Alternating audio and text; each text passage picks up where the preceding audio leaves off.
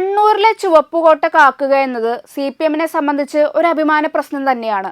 മുഖ്യമന്ത്രി പിണറായി വിജയന്റെയും പാർട്ടി സെക്രട്ടറിയുടെയും ജില്ല എന്ന നിലയിലും കണ്ണൂർ CPM നേതൃത്വത്തെ സംബന്ധിച്ച് ഏറെ പ്രാധാന്യമുള്ള ഒരു ജില്ല തന്നെയാണ്. CPM-ന്റെ വിദ്യാർത്ഥി വിഭാഗമായിട്ടുള്ള SFIയുടെയും അതുപോലെ തന്നെ യുവജന സംഘടനയായിട്ടുള്ള DYFIയുടെയും സംസ്ഥാന സെക്രട്ടറിമാരും കണ്ണൂരിൽ നിന്നുള്ളവരാണ്. ഇതിൽ ഗോവിന്ദൻ മാസ്റ്റർ ഇത്തവണ നിയമസഭാ തെരഞ്ഞെടുപ്പിൽ മത്സരിക്കില്ലെങ്കിലും SFI സംസ്ഥാന സെക്രട്ടറി S സഞ്ജീവും അതുപോലെ തന്നെ DYFI സംസ്ഥാന സെക്രട്ടറി VK സനോജും മത്സരിക്കാനുള്ള എല്ലാ സാധ്യതയും ഉണ്ട്.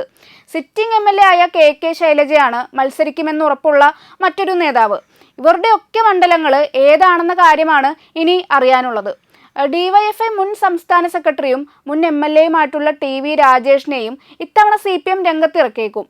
കല്യാശ്ശേരി മണ്ഡലത്തിലെ നിലവിലെ MLA വിജിന് ഒരു ടേം മാത്രമായതിനാൽ TV രാജേഷിനെ മത്സരിപ്പിക്കാൻ തീരുമാനിക്കുകയാണെങ്കിൽ മറ്റൊരു മണ്ഡലം എന്തായാലും കണ്ടെത്തേണ്ടതായിട്ട് വരും.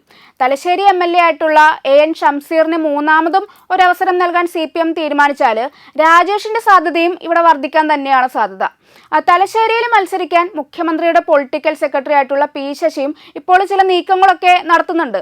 എന്നാൽ ശശിയെ മത്സരിപ്പിച്ചാൽ അതിന്റെ എഫക്റ്റ് എന്തായാലും 140 മണ്ഡലങ്ങളിലും ഉണ്ടാകുമെന്നതിനാൽ അത്തരമൊരു സാഹസത്തിന് എന്തായാലും CPM നേതൃത്വം മുതിരാൻ സാധ്യതയില്ലെന്നാണ് ഞാൻ കരുതുന്നത്. മുഖ്യമന്ത്രി പിണറായി വിജയൻ വീണ്ടും ജനവിധി തേടുകയാണെങ്കിൽ അത് എന്തായാലും ധർമ്മടത്ത് നിന്ന് തന്നെയാകും. അത്തരമൊരു തീരുമാനം CPM പോളിറ്റ് ബ്യൂറോ എടുത്താൽ P ജയരാജനെ നീണ്ട ഇടവേളയ്ക്ക് ശേഷം വീണ്ടും മത്സരിപ്പിക്കാൻ ആദ്യം മുൻകൈ എടുക്കാൻ പോകുന്നതും ഇതേ പിണറായി തന്നെ ആയിരിക്കും. ഒരു ഭാഗ്യപരീക്ഷണത്തിനും ഇത്തവണ ഇടതുപക്ഷ നേതൃത്വം മുതിരാൻ പോകുന്നില്ല.